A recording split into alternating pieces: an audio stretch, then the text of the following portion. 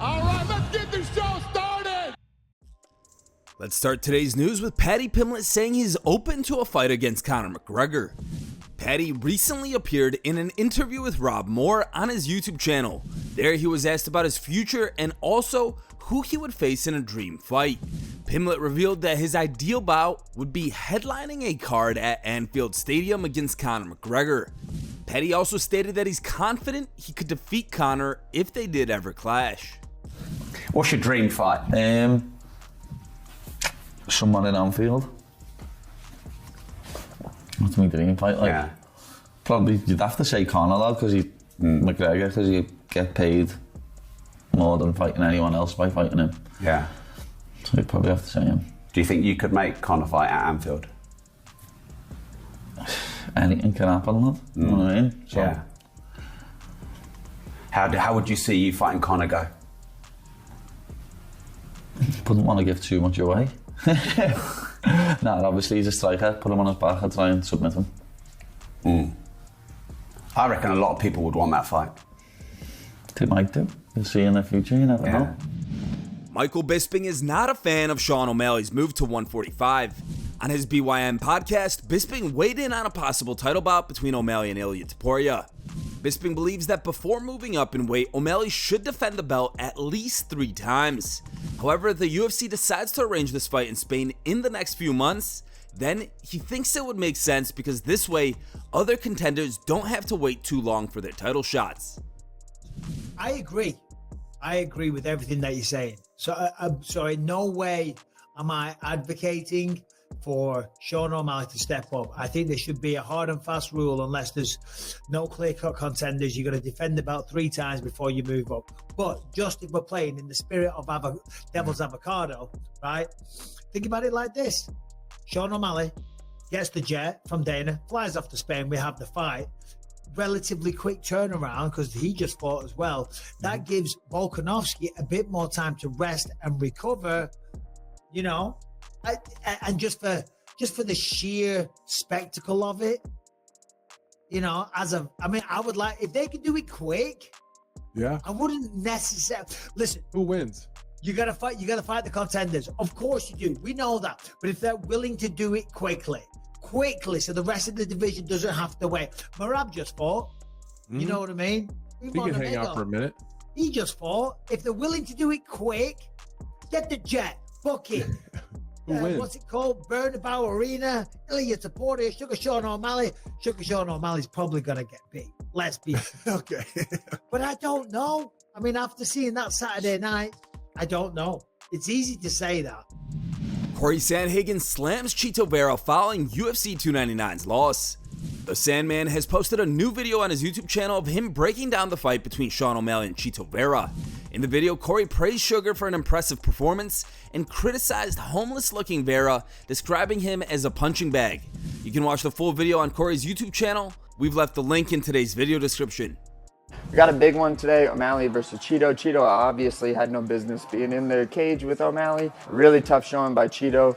Awesome performance by O'Malley. Got to give the guy all the credit in the world, although he was fighting like a homeless-looking Chito. So, okay, all right.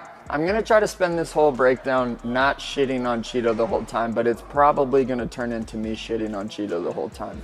That fight really frustrated me because it was, 1, just unbelievably uncompetitive. 2, I feel like a dummy for thinking that Chito was going to do better because that's almost literally what all of his fights look like unless he gets some type of knockout. And 3, I just think that it's not that cool that Chito even got that opportunity to begin with, because like I said, that's what we all should have seen coming. I don't know why I bought into the Chito hype. That was really stupid of me. Okay, you be dumb Chito. You're about like 4 months away from like your hair and your beard being about as ugly as Chito's, by the way. I just started changing hair. Good on O'Malley. Other than that, Chito is pretty much just a punching bag.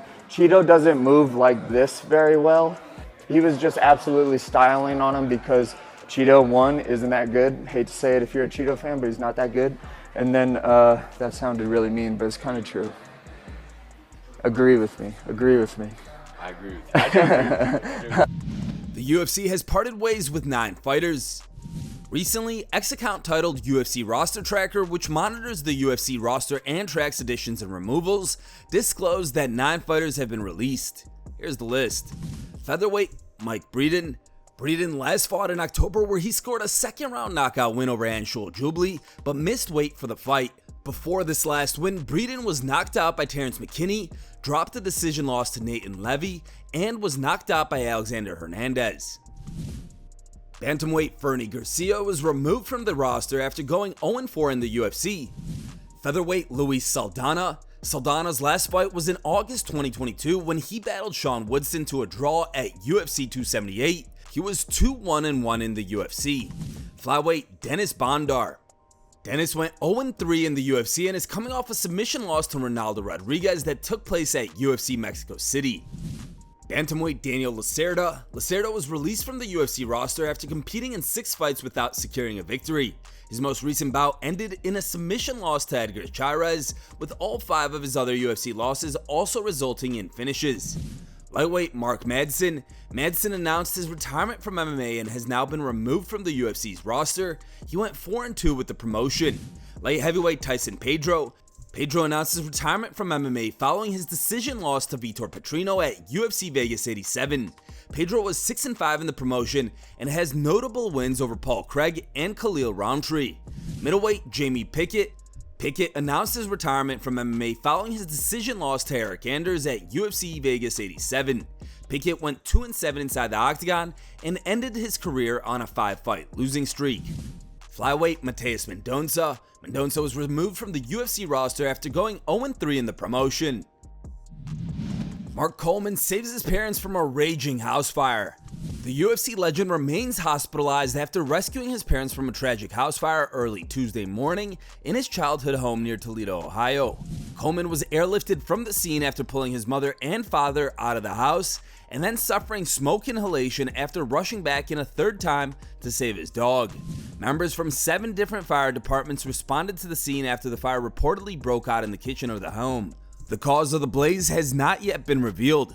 Coleman's longtime friend and fellow former UFC fighter, Wes Sims, provided an update on him via Facebook on Tuesday, writing, "I'm a very firm believer in the power of prayer. I sent family and some friends a few pictures of Mark Coleman's current condition. I know Mark, if he could talk, he'd say, 'Film this shit, Wes. We're going viral.' Mark's parents' house burnt down last night. Mark saved both Dan and Connie Foose Coleman and then went back for Hammer, his dog. He was life-flighted to Toledo and is currently intubated and sedated. I swear to God, he's one of the toughest individuals ever created. Been through so much, a movie at this point could not give his life work justice. Please and share. Life is precious." Our thoughts and prayers are with you and your family, Mark. Recover swiftly, legend. Time for today's top memes. 3rd place was found over on Facebook and was posted by Robert.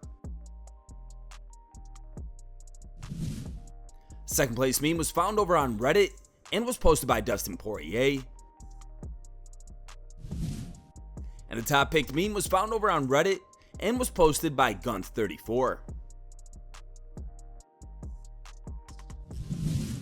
Thanks for watching. If you like the content, smash that like button and don't forget to subscribe to stay in the talk.